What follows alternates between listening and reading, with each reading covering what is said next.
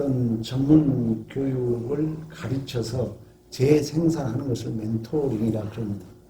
그리고 멘토링에는 멘토와 멘티가 있어요. 멘토는 가르치는 자를 멘토, 가르침을 받는 자를 멘티라고 합니다. 우리 인생의 진정한 멘토는 누구겠어요? 예수 그리스도입니다. 그리고 우리는 모두가 예수 그리스도의 멘티였습니다.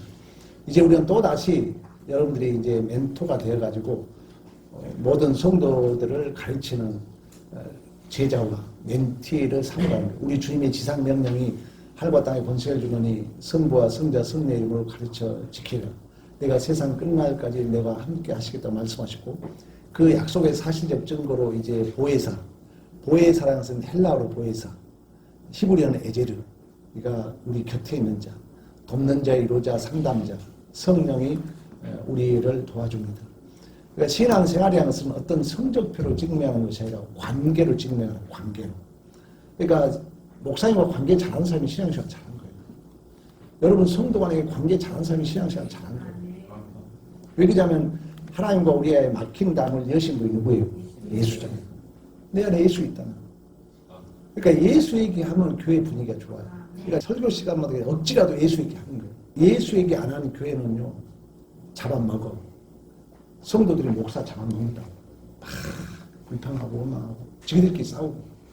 예수 얘기하면 그럴 수가 없어요.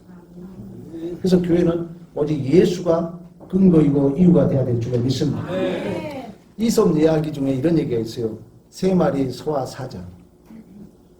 3마리 붉은 소, 얼룩소, 검정소가 있었는데 3마리가 힘을 합치니까 교제를 잘하니까 사자가 못 잡아먹는 거예요. 사자가 틈만 나면 잡아먹으려고 그래요. 그래서 이게 똘똘 뭉쳐 다니니까 하루는 마치 얼룩소가 좀 떨어져 있을 때 가가지고 야 얼룩소야, 야 너 그 3마리 중에 붉은 소가 최고라더라. 쥐를 엄청 자연스럽게 여기더라. 그러니까 이제 얼룩소가 삐진 거예요. 근데 그러니까 이제 얼룩소가 이제 그런 말을 들으니까 자꾸 멀어지죠. 마귀는 뭘 만들어요? 틈을 만들어요. 여러분들이 말 잘 들어야 지향성을 들으라. 지향성, 의도, 경향. 이거 모르면 제가 뭔지 모르는 거예요. 그러니까 저 사람이 말을 하는데 어떤 의도를 가지고 하는가 들으라는 거예요. 여러분도 말할 때 내가 어떤 의도를 하고 있지? 정말 교회를 이해함인가? 하나님을 이해함인가? 목사를 이해함인가? 말씀을 이해함인가? 이것만 하나님 본다는 거예요. 그러니까 마귀는 틈을 벌려요. 그러니까 뭔 말을 하는데 이분이 교회에 정말 교회를 하자는 거야, 하지 말자는 거야. 헌신을 자기가 안 하면 좋아. 남까지 못하게 해버려. 의도가 그렇다는 거예요. 말은 좋은 말 한 것 같은데 여러분 딱 분별해야 돼. 아, 이 사람이 지금 뭔가 의도가 이러네. 딱 귀 닫아야 돼. 듣지 마라 그런 사람들. 벌써 의도에 마귀가 틈을 벌리고 있는 거야. 그러니까 이 사자가 가서 야 얼룩 마라. 붉은 말이 최고라더라. 그러니까 얼룩 말이 삐진 거야. 그래서 이제 삐져 있는데 또 이 사자가 이번은 붉은 말에 가지고 야 얼룩 말이 최고라더라. 너가 이렇게 있는 것은 얼룩만 덕이라더라. 그러니까 이제 붉은 말도 이제 삐진 거예요. 이제 서로 이제 틈이 벌어지네. 그래서 이제 서로 싸우네. 그때 사자한테 3마리 다 먹힘을 당한 줄로 믿습니다. 이솝 이야기. 성령은 칼빈은 그런 얘기를 했어요. 하나님이 예수에게 모든 구원과 은혜와 모든 복을 줬다는 거예요. 그러면 교회라고 해서 엄밀히 말하면 성령의 유기체거든요.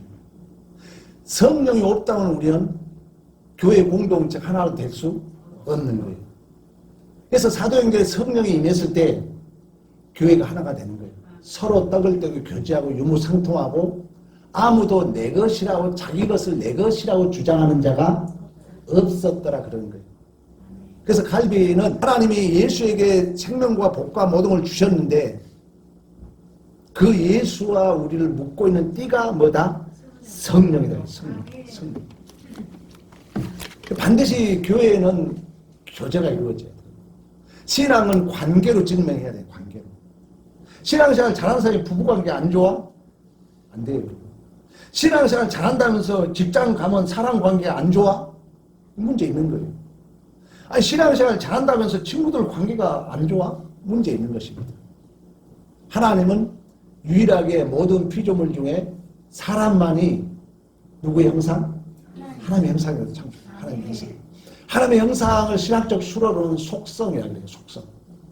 공적 속성, 비공적 속성이라고 그래요. 이걸 더 쉽게 말하면 인격체로 만들었다는 거예요. 인격체인데 여러분 진실, 정직이 인격인 것 같아요. 여러분 잘 생각해봐요. 정직하고 진실하고. 인격은 사실 긍정적일 때 동원이 많이 돼야 돼요. 부정적일 때 많이 동원돼요. 인격이라는 것은 라틴어 해석을 보면 뭔지 아세요? 가면을 쓰다 이렇게 해석이 돼요. 가면. 그러니까 인격자라는 것은 어떻게 보면 정직과 진실을 감출 수 있는 것도 인격인 줄로 믿습니다. 우리가 정직과 진실로만 살 수 없잖아요. 그러니까 이제 교제라는 것은 이제 그런 것 중에서 이제 우리가 버무러지는 거예요. 그래서 교회는 야생말에 대한 얘기를 했잖아요. 야생말을 길들이는 방법이 뭐라 했어요? 나귀 새끼를 묶어놔버려. 그럼 막 처음에 야생말 띄고 난리를 친대. 근데 한 15일 지나면 이제 야생말이 코가 쭉 빠져가지고 나귀가 끄는 대로 끌려온다는 거예요. 그러니까 반드시 교회에는 교제가 있어요. 교제가.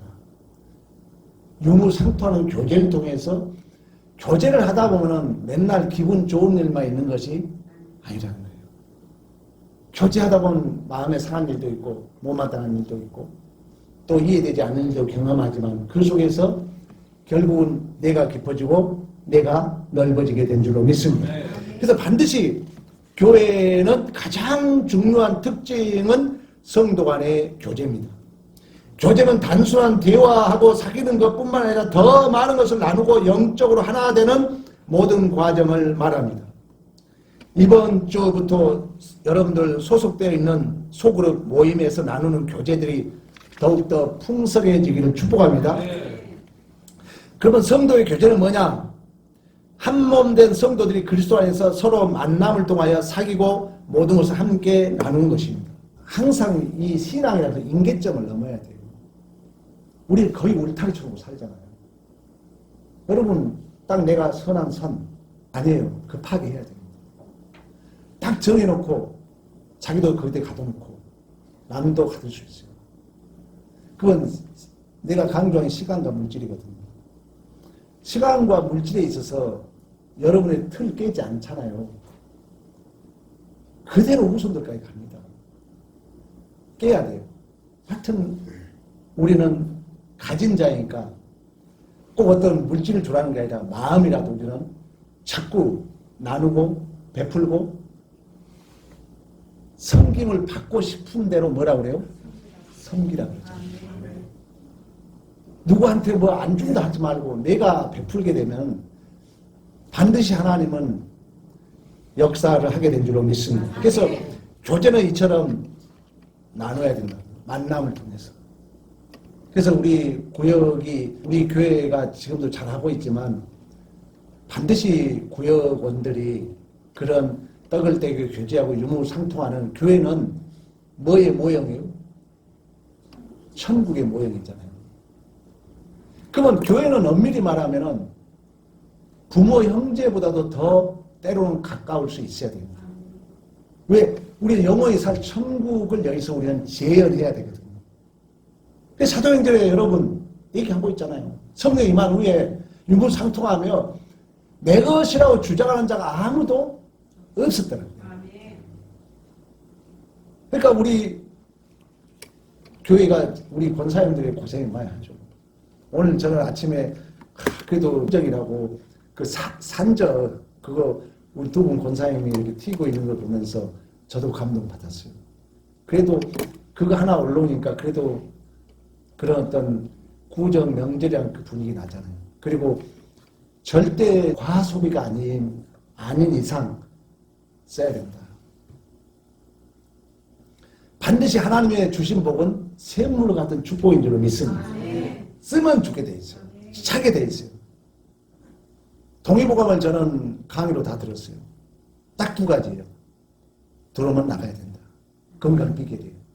먹고 나가는 거예요. 그게 안 되면은 내 삶이 풍성해지지 않습니다. 경제 원리도 수요와 공급이잖아요. 그런 것처럼 반드시 교회에는 교제가 있어야 됩니다. 그 교제가 있으려면 만나야 되고 우리는 나누는 그런 은혜가 있어야 될 줄로 믿습니다. 두 번째, 교회는 성도가 제 유혹으로부터 늘 승리하려면 피차 권면이 있어야 돼요. 권면. 우리가 피차 이렇게 권면이 있어야 되는데 권면은 나중에 이제 하이델베르 그 교리 문답에 나옵니다. 그런데 권면할 때 우리가 실수한 이유는 저도 그러거든요. 자녀들 앞에 실수한 이유는 내가 이게 권면할 때 나는 안 그런 척 이 권면을 100% 실패합니다. 우리가 똑같이 하나님의 은혜가 없으면 똑같은 자였다는 거예요. 그러니까 권면할 때는 절대 나는 아니고 너는 그렇고 입장에서 권면하면 된다 안 된다? 안 된다는 거예요. 은혜 없어 우리가 똑같은 자들이었어요. 그런 마음으로 권면해야 되고 또 권면을 할 때 우리가 실수한 이유는 사회의 규범이 만들어 놓은 그 가부장적 언어적 구조로 얘기하지 말라는 얘기예요. 우리 자녀들 앞에 실수한 이유가 그거거든요. 너 왜 이러냐? 그러면 되냐? 열심히 해야지. 이걸 인문학에서 뭐라는 줄 아세요? 앵무새라고 그래요. 특히 윤리도덕. 이건 옳고 이건 틀리고. 우리 교회가 분위기 좋은 이유가 뭔지 아세요? 제가 엄청 윤리도덕 까부시잖아요. 윤리도덕을 무시하지 않은 게 아니라 그 이상 가라는 거예요. 그 이상. 윤리도덕이 어느 주석가는 거예요. 교회의 은혜를 까먹는 사람이 윤리도덕주의다. 교회에서 옳은 말 한 사람들이 여러분 잘못하면 그럴 수 있어요. 내가 열심히 하다 보면 잘못하면 그 열심이 기준이 돼요. 그때부터 이 사람 비판하기 시작합니다. 교만의 증상은 뭔지 아세요? 비판, 원망, 불평, 핑계입니다. 교만의 증상. 그러니까 우리가 교제를 하려면 그래서 안 돼요. 그리고 권면을 할 때는 절대 나는 안 그런 척 하지 말라는 얘기예요. 나는 안 그런 척 해버리면 이제 이건 권면이 아니에요. 이건 이제 스승이 돼요. 자기가 선생 가르치는 자가 된다는 거예요. 성경 우리 공부했잖아요. 교회에는 관리자가 필요 없어요. 여러분 관리자 입장에 서지 마요. 하나님 다 해요. 우리는 아비의 마음을 가져야 할 줄로 믿습니다. 그래서 우리가 제 유혹에서 빠지지 않으려면 서로 만나서 교제해야 되고 권면해야 돼요. 권면을 할 때는 항상 나도 하나님의 은혜가 없으면 똑같은 자라는 거예요. 얼마나 조심스럽습니까? 나도 은혜뿐이야. 나도 그랬어. 나도 똑같아. 하나님 우리 은혜로 살아. 하면서 여러분들이 권면할 때 조심해야 됩니다. 교회에서 내가 옳은 말 할 때 조심해야 돼요. 나는 안 그런 척 해버리면 그래서 이제 관계 깨집니다. 반드시 나도 하나님의 은혜가 없으면 똑같은 자라는 거예요. 오직 모든 게 내가 무엇을 줄 수 있다면 내가 무엇을 할 수 있다면 하나님의 은혜라는 거예요. 그래서 오직 하나님이 영광에 받는 권면이 되어야 될 줄로 믿습니다. 그리고 주의 날이 이제 가까울수록 더욱 힘쓸 세 가지가 있습니다. 그 세 가지 첫째는 뭐냐면 돌아봐야 돼요. 사실 그게 목사님이 50명, 70명, 100명 이게 힘들다 그래요. 근데 이게 이제 차려면은 이 멘티 교육이 실현돼야지 가지고 이제 그 연약함을 이제 교제 속에서 채워줘야 되기 때문에 반드시 여러분들이 돌아봐야 된다는 거예요. 그래서 우리 구역장들은 오늘 결석한 자에게는 반드시 만나줘야 돼요. 전화를 하든 메시지를 하든 관심을 가져줘야 된다. 돌아봐줘야 된다. 그렇지 않으면은 이제 관계가 깨지면은 뭐가 틈타요? 마귀가 틈타요. 사단이 반드시 틈타가지고 관계를 깨뜨리기 때문에. 두 번째는 격려해야 될 줄로 믿습니다. 격려. 격려라는 것은 우리가 대화할 때 항상 얘기하고 있는 것처럼 오늘 우리 오전의 주제가 그거였잖아요. 나의 조건이 내 존재를 결정한 게 아니라는 거예요. 하나님이 우리의 인생을 편집해 간다는 거예요. 우리의 존재는 하나님의 주권에 있는 줄로 믿습니다. 그러니까 격려도 할 때도 마찬가지입니다. 꼭 하나님이 주어가 되도록 하면 돼요. 성경 이야기를 꼭 가지고 격려할 때, 왜 우리는 신앙 안에서 만난 자들이기 때문에. 그래서 반드시 격려해야 된다. 세 번째는 모이기를 힘써야 될 줄로 믿습니다. 모이는 것은 성도의 마땅한 본부입니다. 모일 때 하나님의 역사는 일어나는 줄로 믿습니다. 신약교회가 하나님이 약속하잖아요. 예수께서 죽으시고 3년 부활하시고 그 일을 힘입어 제사받고 회개한 일이 예루살렘으로 도운 백성에게 기록되었다. 이래 너희들이 증인이다. 하늘의 능력을 덧입을 때까지 이 성에 머물라 그러거든요. 그래서 이제 마가의 다락방에 모여서 기도합니다. 모여. 그때 이제 성령이 임해요. 그래서 사도행전에 가시적 교회가 출생한 것입니다. 두세 사람이 내 이름으로 모인 곳에 내가 너희와 함께 있던 말씀이죠. 그래서 모일 때 이제 조심해야 돼요. 성찬 이야기가 고린도 전서 12장에 나오잖아요. 교회는 빌립보 이상의 무게의 마음을 가지라 그래요. 그러니까 예수의 마음을 가지라 하는데 그때도 뭐라 하냐면 네가 좋은 일 할 때. 그러니까 교회는 옳은 말 할 때 조심해야 되고 좋은 일 할 때 조심해야 돼요. 좋은 일 하자고 모여가지고 훨씬 시험이 많이 든다는 거예요.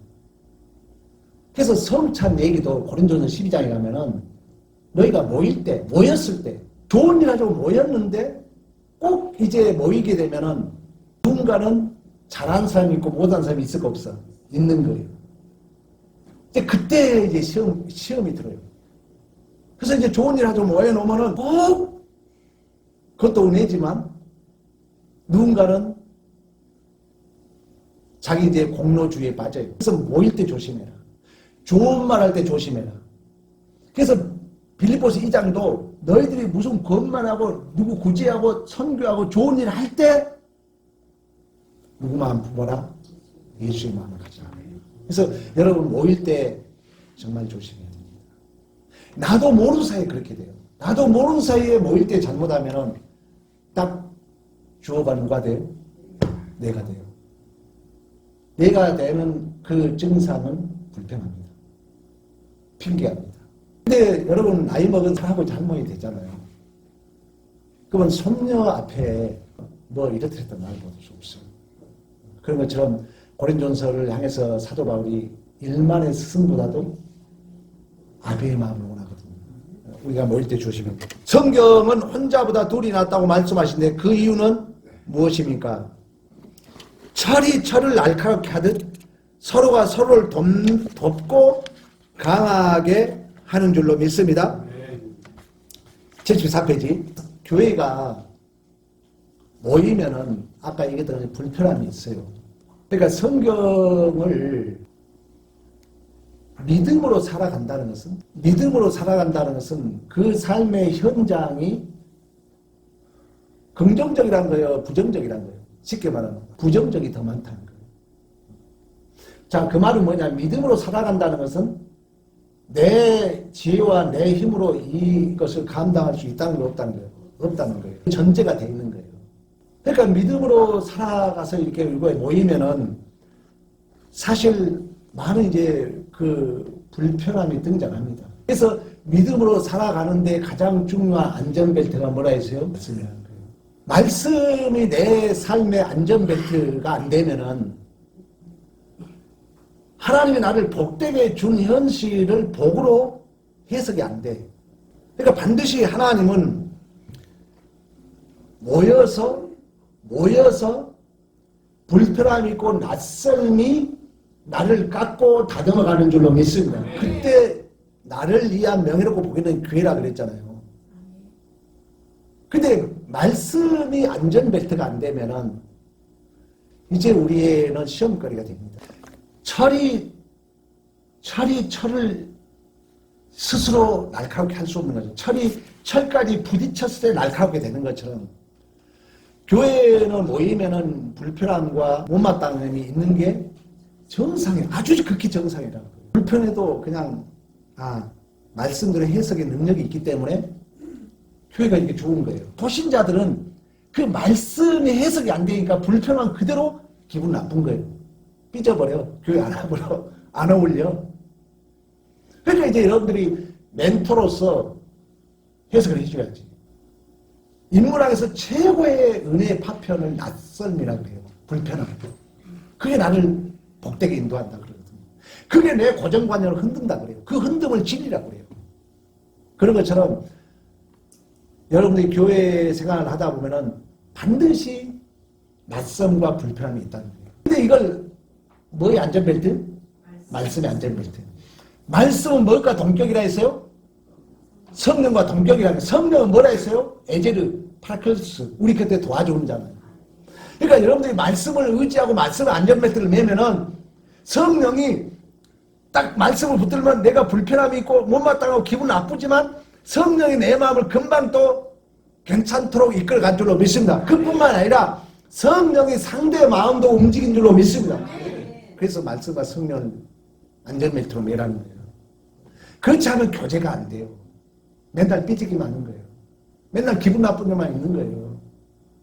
그게 복인데, 그게 은혜인데, 당연히 그 일이 있을 수밖에 없는 현장인데 말씀으로 해석이 안 되면은 삐지는 거죠.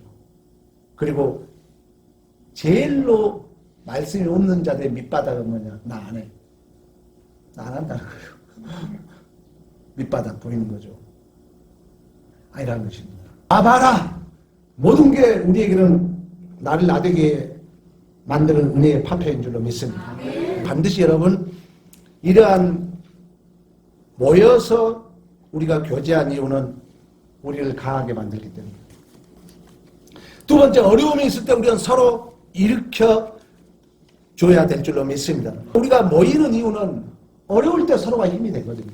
우리가 쓰러질 때 옆에 누군가 나를 일으켜 준다는 것입니다. 그래서 고린도서 4장 10절에 혹시 그들이 넘어지면 하나가 그 동물을 붙들어 일으키려니와 홀로 있어 넘어지고 붙들어 일으킬 자가 없는 자가 화가 있으리. 교회는 모이는 게 좋은 이유가 상대의 불편함이, 상대의 못마땅함이 나에게는 못마땅하지만 그게 나를 강하게 한다는 거예요. 그게 나를 나되게 만든다는 거예요. 근데 그러한 해석이 가능하게 하는 것은 뭐의 안전벨트? 말씀의 안전벨트. 하나님의 전신갑주, 의의 중배, 나는 의인이야. 진리의, 옛날에는 벨트가 없었잖아요.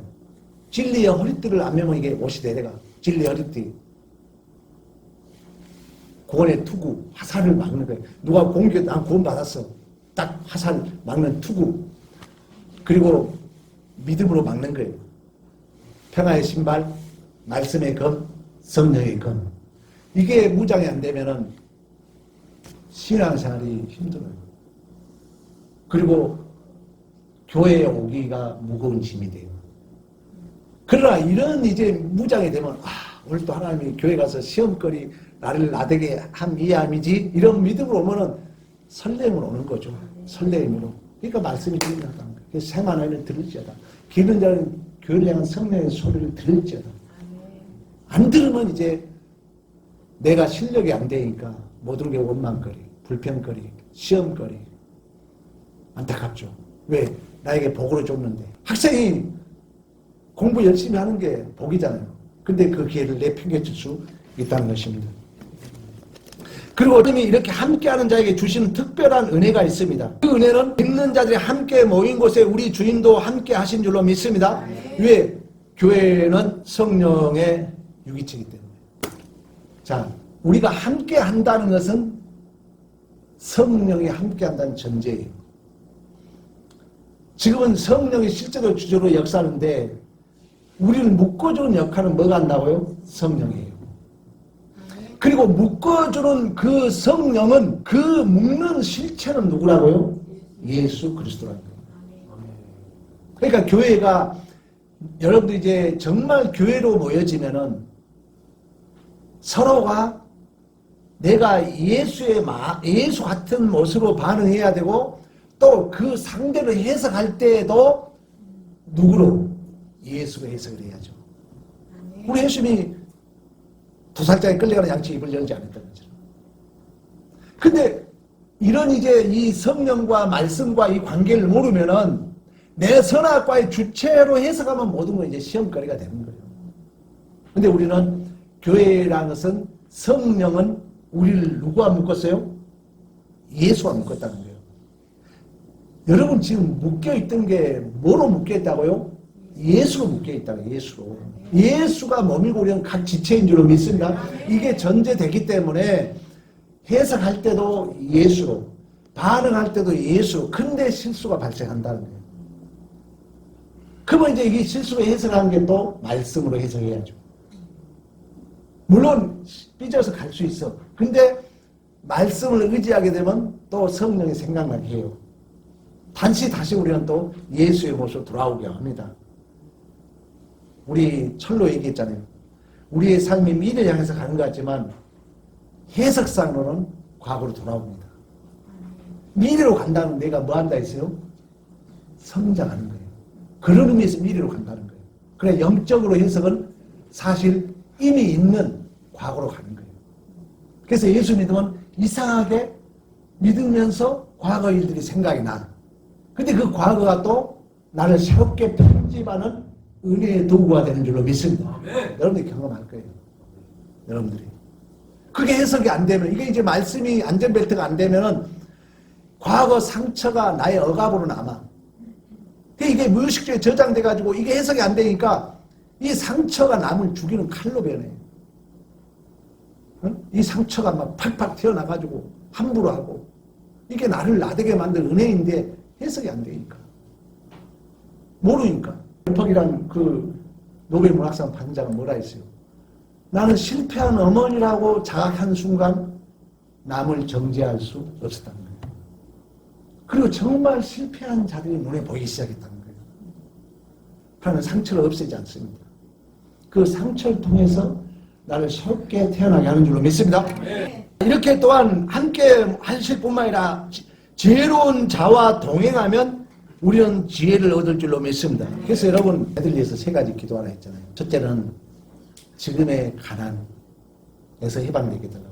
두 번째는 믿음의 귀족들. 우리 자녀들이 믿음의 귀족들이 있어요. 믿음 생활해도 좀 퀄리티 있는 믿음 생활 하라는 얘기예요.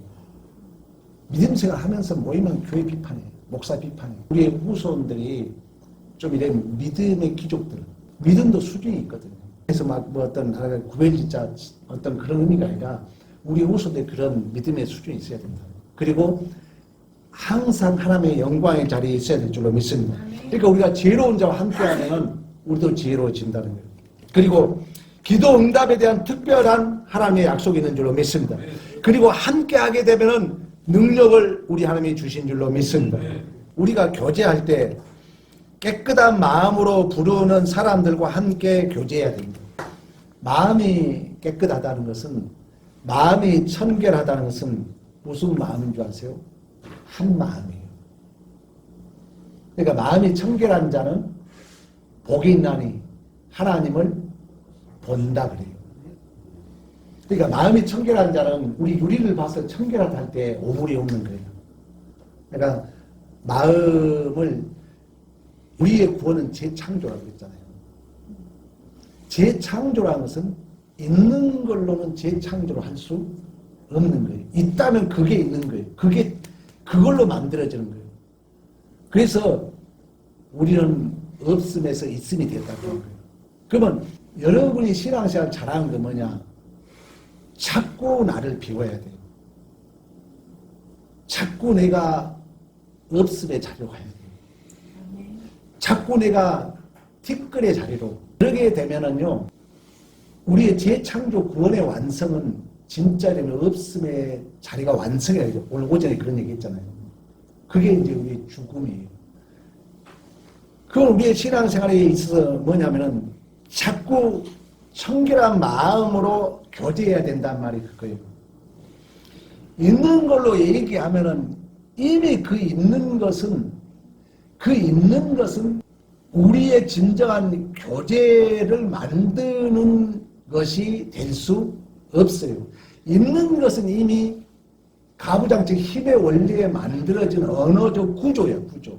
거기에 우리를 가두려고 하지 말아요. 우리 자녀들 앞에 실패한 이유도 그거거든요. 그러니까 자꾸 나를 비워야 돼요. 진정한 교제가 이루어지죠. 그렇지 않으면은 우리는 있는 걸 가지고 그 공동체를 또한 그 상대를 그 있는 거에 가둘 수 있다는 거예요. 근데 그 있는 거 뭐라고요? 이미 가부장적 힘의 원리가 만들어 언어적 구조의 나를 가둘 수 있다는 거예요. 우리 전체를 가둘 수 있다는 거예요. 그래서 그런 얘기 있잖아요. 내가 무엇을 규명한다는 것은 이미 뭘 친다 그랬어요? 울타리를 칠 수 있다는 거예요. 그러니까 우리가 교제를 하려면 청결한 마음이라는 것은 그 나를 비우는 마음이에요. 나를 비우게 되면은 상대가 자동으로 누구 품으로 들어올까? 내 품으로 들어오는 거죠. 그래서 우리가 교제할 때 청결한 마음을 해야 된다. 두 번째, 믿지 않는 자와 멍에를 함께 매는 것은 안 됩니다. 친구로서 사귈 수는 있어요. 그러나 저는 항상 그걸 강조해요. 시간과 물질이거든요. 이게 우리 신앙의 평가 기준이기 때문에. 그러면 믿는 자와 멍에를 매지 말라고 그래요, 성경이. 그렇다 해서 믿는 자와 아예 관계를 끊으라는 게 아니에요. 우선순위에 있어서 여러분들이 믿는 자와 더 가까이 하고 믿는 자와 더 사귀어야 될 줄로 믿습니다. 자, 7번째, 교제하는 자들이 가질 자세는 무엇인가? 첫째는 배우고자 하는 마음이 있어야 됩니다. 배우고자 하는 마음. 나는 스스로 나를 볼 수 없는 거예요. 여러분 꼭 아셔야 돼요. 소크라테스가 그랬잖아요. 너가 알고 있다면 너는 모르는 자라고 그랬어요. 나는 나를 못 보는 거예요. 그럼 우리는 누굴 통해서 보냐면은 하나님을 통해서 나를 봐요. 또 한 가지는 상대를 통해서 누굴 봐요? 나를 보게 돼 있어요. 그러니까 여러분들이 교제할 때는 항상 그런 마음으로 내가 배우고자 하는 마음으로 교제해야 된다는 거예요. 그 상대가 뭔가 비추고 있어요. 상대를 통해서 나를 보게 돼 있어요. 물론 이제 궁극적으로 우리는 하나님을 통해서 나를 보지만 그래서 우리가 교제할 때 항상 배우는 마음으로 그리고 같은 마음을 품는 것입니다. 같은 마음. 빌립보서 2장 1절 2절 그러므로 그리스도 안에 무슨 검이나 사랑의 무슨 이로 성령 무슨 교제 공률 자비가 있거든 마음을 같이하여 같은 사랑을 가지고 뜻을 합하여 한 마음을 품으라. 그 같은 마음이라는 것은 또 다른 말로 말하면 내 마음을 비웠을 때만이 같은 마음을 가질 수 있는 거죠. 실수를 먼저 얘기하잖아요. 나는 무능하다. 나는 자격 없다. 쉽게 말하면 자기를 비우는 거예요. 자기를 비울 때 상대가 내 안에 들어올 수 있기 때문에 그런 마음으로 우리가 교제해야 된다. 세 번째, 자기보다 다른 사람을 먼저 배려하는 겸손한 마음이 있어야 될 줄로 믿습니다. 여러분, 교만은 패방의 선보이고 거만은 어머니의 앞잡이로 말씀했던 것처럼 교제할 때 항상 겸손한 마음이라는 것은 상대를 더 높게 여기라는 거예요. 네 번째, 다른 사람을 먼저 살피는 마음을 가져야 됩니다. 빌립보서 2장 4절 각각 자기 일을 돌볼 뿐만 아니라 또한 각각 다른 사람의 일을 돌보아 나의 기쁨을 충만하게 하라. 다섯 번째, 우리가 교제할 때에는 주님을 닮은 온유한 마음을 가져야 할 줄로 믿습니다. 여러분, 겸손과 온유는 누구 마음이에요? 예수의 마음이에요. 우리 주님이 유일하게 이 마음을 품으라. 내 마음은 온유하고 겸손하다 그래요. 그러면 온유하고 겸손한 마음은 또 다른 말로 말하면 십자가를 지는 예수의 마음이에요. 그러니까 수고하고 무거운 짐자 다 내게 오라. 내가 쉽게 하니 내 마음이 오냐고 겸손하니 내 것을 보고 배우라. 그래야 너희 마음에 힘을 얻으라 그래요. 그러니까 이 멍에를 매는 마음이에요. 온유하고 겸손한 마음. 그러니까 온유하고 겸손한 마음은 이기적인 생각으로는 절대 가질 수 없어요. 우리 주님이 그 멍에를 매는 마음이라는 거예요. 온유하고 겸손한 마음. 우리 마태복음 10장 28절 30절 다 좋아하는 성경 구절 아닙니까? 그런 마음으로 우리가 교제해야 됩니다. 그리고 겸손이 주는 유익이 있습니다. 스트레스를 감소시켜줍니다. 모든 답을 다 몰라도 되고 비교되며 높아지려는 긴장이 없기 때문에 스트레스는 해소가 된답니다. 대인관계가 원만해집니다. 사람은 겸손한 사람을 좋아합니다. 자기 중심적 사람을 싫어합니다. 하나님의 은혜가 임합니다. 베드로 전서 5장 5절 겸손의 허리를 동이라. 하나님은 교만한 자를 대적하시되 겸손한 자들에게 은혜를 주시니라. 많은 것을 배울 수 있습니다. 겸손한 사람은 배우기를 좋아하기에 또 사도 바울처럼 약할 때 진정 강해짐을 체험할 수 있습니다. 온유하고 겸손하신 주님을 닮게 하는 줄로 믿습니다. 그건 성도들의 교제를 막는 요소가 있습니다. 쯤이나 허용으로 하지 말라는 거예요. 두 번째는 형제를 무시 하지 말라는 거예요. 무시가 되는 이유는 내가 설학과의 주체가 되면 상대를 무시하게 돼요. 그리고 아까 권면할 때 그랬잖아요. 나도 은혜가 없으면 너하고 똑같은 마음을 가지라는 거예요. 그러니까 결코 우리가 상대를 무시할 수 없죠. 꼭 이 마음을 가지셔야 됩니다. 네 번째는 불평과 원망하는 마음. 여러분 광야에서 구원받지 못한 표본이에요. 표본. 본을 보였다. 본을. 이 본이 우상숭배 그리고 음행 시험, 하나님을 시험하는 것. 그리고 원망 불평이다. 어떤 것도 편이 되거나 너편 내편 당할지 않는다. 로마서 1장에 가면 그런 얘기예요. 하나님이 내버려 두면 결국 당진다 얘기가 나와요. 하나님이 완악하면 내버려 두면. 그러니까 교회의 가장 중요한 것은 하나 되는 거예요. 성령의 위치로 예수 그리스도의 몸으로 하나 되어야 될 줄로 믿습니다. 그리고 세상을 사랑하는 마음이 교회를 교제를 못하게 한다는 거예요. 네 번째는 형제를 용서하지 못한 마음. 여덟 번째는 다친 마음. 다친 마음이라는 것은 뭐예요? 내 생각을 변방에 두라고요. 변방에. 중심에 놓지 말아라. 중심에 놓으면 이웃과의 관계가 멀어져 가까워져. 멀어지는 거예요. 내 중심에 놔버리면 이게 중심이 되는 거예요. 그래서 변방 끝에 놓으라는 거예요. 그래서 교제하라 그래요. 그런 것처럼 우리의 다친 마음이 교회 안에 윤리도덕주의를 얘기하는 거예요. 되게 다친 마음이 뭐냐면은 거의 이러한 율법주의적이고 이 윤리도덕적인 그런 이제 규범이 나를 울타리 쳐버리거든요. 울타리 치고 나면 결국 그거에 선이 돼가지고 자기도 안 넘어가. 남도 못 넘어가게 해버려요. 그래서 땅짓자 가치로 그대로 자기의 규범 안에 자기를 가둬버립니다. 그래서 여러분의 실력은 뭐예요? 바울이 그러잖아요. 난 때로는 믿음 없는 것처럼, 때로는 믿음 있는 것처럼. 나는 영적 무장을 가지고 있지만 온 우정 누구 통치 안에 있어요? 하나님 통치 안에 있어요. 여러분 믿음은 큽니다. 큰 거예요. 하나님 크신 분이에요. 물론 우리가 믿음이 약하니까 그렇지만 여러분이 큰 사람 앞에 가면 여러분도 한없이 큰 반응이 하기를 축복합니다. 한없이 마음을 열어놓고 온 우주 만물을 통치하신 분이 하나님이에요. 사단도 여전히 하나님의 주권 안에 있는 거예요. 그 어떤 것도 하나님의 손에서 벗어난 게 없어요. 그 하나님의 통치자의 우리는 자녀입니다. 그리고 그 하나님이 우리의 존재와 인생을 설계해 가신 줄로 믿습니다. 그 하나님 믿고 살기 때문에 여러분들이 이제 교제함에 있어서 단순한 내 무장을 내가 먼저 내려놓으라. 누구라도 품을 수 있는 진정한 아비의 마음, 이런 넉넉함으로 교제가 잘 이루어지는 우리 주임성교가 되기를 가슴에 축복합니다.